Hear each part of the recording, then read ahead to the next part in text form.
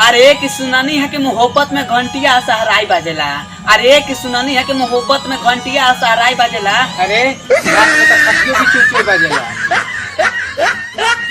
जब से उड़नी फसल बचैन से बेचैन ई दीवाना भइल।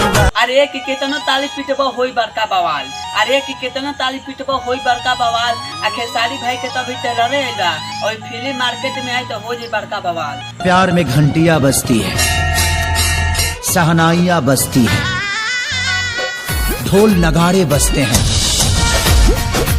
लेकिन मेरा तो बैंड ही बज गया। जब से उड़नी फसल बचैन से बेचैन ई दीवाना भइल।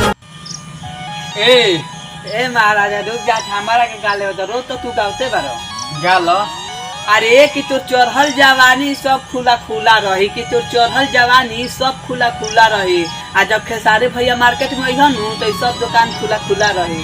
जब से उड़नी फसल बचैन से बेचैन ई दीवाना भइल। सज के संवर के जब